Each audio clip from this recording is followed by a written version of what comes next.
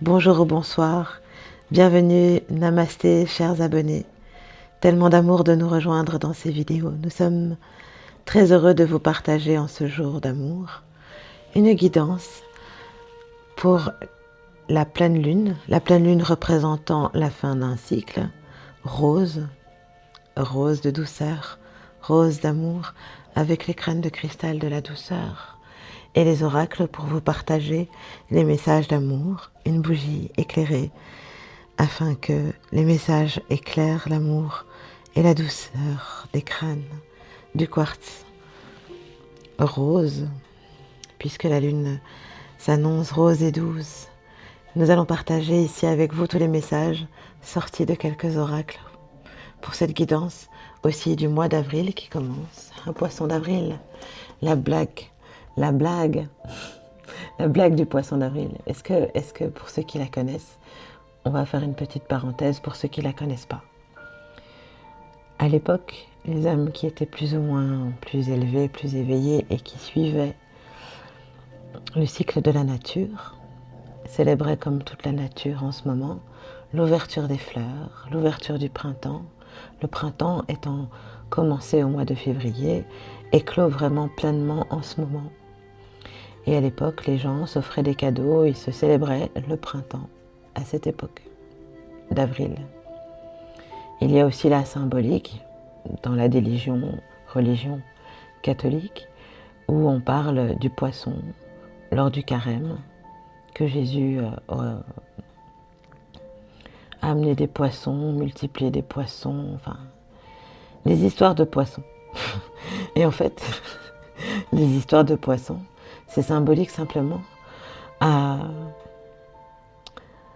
l'abondance, à la fluidité, à la prospérité de la nature qui s'ouvre en ce moment. Et un jour, un roi a décrété que le nouvel an se vivrait en janvier pour la période de Janus. Et tout le monde a commencé à célébrer la nouvel an en janvier.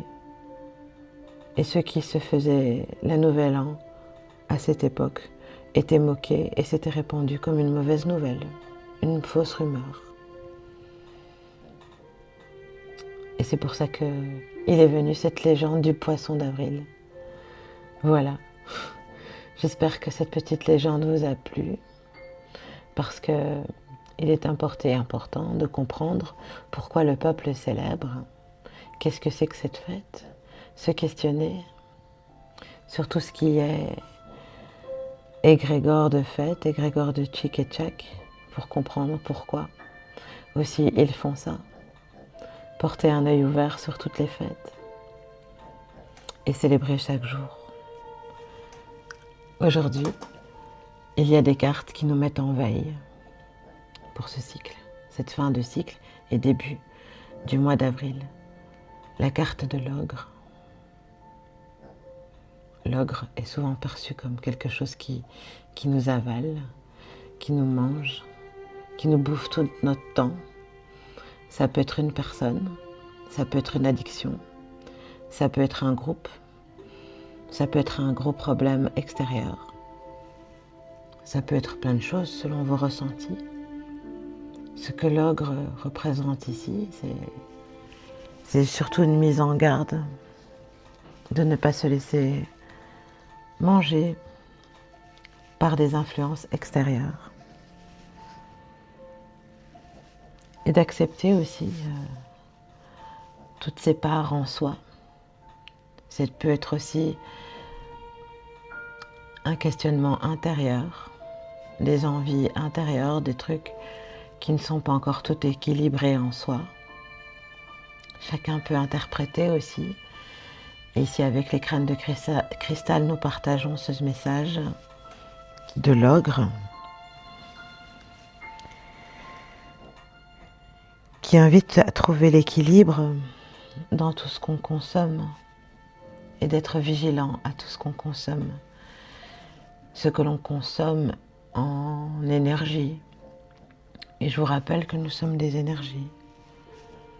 Donc, ce que l'on consomme, ce que l'on écoute, les gens que l'on écoute et tout ce que l'on se nourrit. Voilà, pour cette belle carte. Le 13 étant aussi la mort et la renaissance, d'en prendre conscience et de mettre de l'équilibre dans tout ce qui nous mange, pour dire ce qui nous bouffe. Il y a aussi beaucoup de portails organiques. Il y a toutes sortes d'êtres dans cette matière avec qui nous faisons l'expérience miroir pour évoluer. Ici, nous avons la carte de la chauve-souris. La carte de la chauve-souris qui, avec ses mots d'attente, stand-by, prolongation, délai, suspension, car il y a toujours ce timing divin pour tous ceux qui attendent quelque chose qui ne dépend pas de nos actes. Il y a toujours un timing divin et aussi se préparer peut-être à ce que les choses arrivent d'une autre manière, d'une autre façon. Parce que l'univers peut être surprenant. Et puis, merci à toutes ces cartes, parce qu'elles sont très parlantes pour la remise en question et le lâcher prise. Il faut aussi filtrer toutes les informations que l'on reçoit, si elles résonnent avec son cœur ou pas. De ne pas se laisser dominer dans cette attente, de lâcher prise et de recentrer sur soi, sur ses chakras, réaligner ses chakras. Il n'y a pas de position de torture pour méditer, pratiquer, vivre des moments qui nous font du bien pour se ressourcer. Ressourcer, sacré. Ressourcer son sacré, s'ancrer dans son cœur et puis être, juste être dans l'instant présent, dans l'amour de ce qui est, dans tellement de grâce.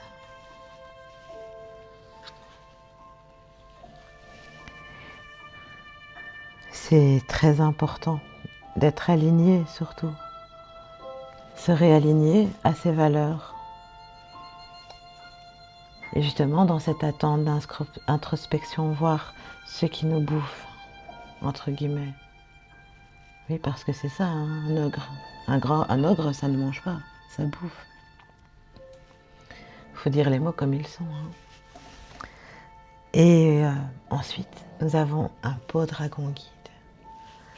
Un beau dragon guide avec la couleur bleue de l'eau, la couleur bleue de l'émotion. Ce beau dragon guide nous enseigne d'être fluide comme l'eau, comme le poisson, et aussi de marcher sur l'eau comme le Christ.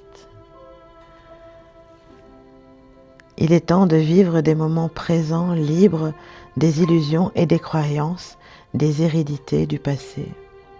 Tout ce que l'on a pu ingurgiter à volonté sur des anciens schémas clichés. Laisser le passé s'écouler comme un fleuve qui rejoint l'océan. Accueillir ses émotions avec bienveillance et se recentrer sur le présent. Voilà le beau message de ce beau dragon guide, merveilleux. Si beau, si fluide, si amour. Et aujourd'hui aussi, nous partageons avec vous un message d'un crâne de cristal ancestral qui a voulu venir ici partager un message. C'est le crâne Madré. C'est un crâne ancestral qui a été acheté à un collectionneur privé. Le crâne dit qu'il vient de la nébuleuse d'Orion. Madré est la mère du clan des 13 crânes dauphins.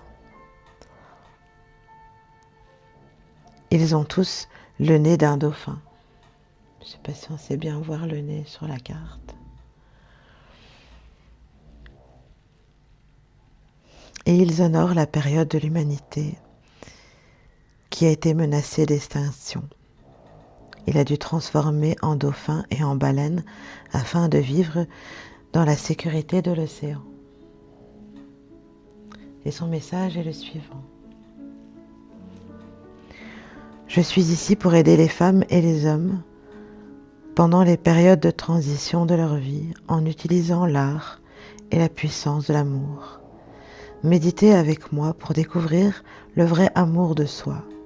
Je suis liée au dauphin et je peux t'orienter vers la grâce à la méditation. Et oui, les dauphins, l'énergie des dauphins, du Christ cosmique, de marcher sur l'eau, de marcher sur ses émotions. C'est si beau et si bien relié. Et pour terminer cette belle guidance d'amour, avec une carte de la rose, une carte de l'amour, c'est la première carte. Ah, l'amour, c'est la source, c'est la première énergie, c'est ce à quoi on aspire et on attend et on aime. Et tout l'amour est en nous, en chacun de nous, dans l'unité. L'amour est là, et son parfum enivre les belles actions. Le merveilleux éclot dans le creux de l'âme. La lumière incarne les jours, les nouveaux jours redeviennent plus longs. Et c'est divinement beau. L'amour, la complicité, l'épanouissement, l'équilibre, l'âme sereine, comme la rose. La rose étant associée à Marie-Madeleine et aussi aux femmes, au féminin sacré. L'amour. L'amour, tellement, tellement d'amour. L'amour, c'est la base. La lumière. Voilà les amis, j'espère que cette guidance vous a plu avec les crânes de cristal. Si vous avez eu des inspirations, des messages, si cette guidance vous a parlé, n'hésitez pas à mettre un commentaire, un petit pouce et tellement d'amour à partager.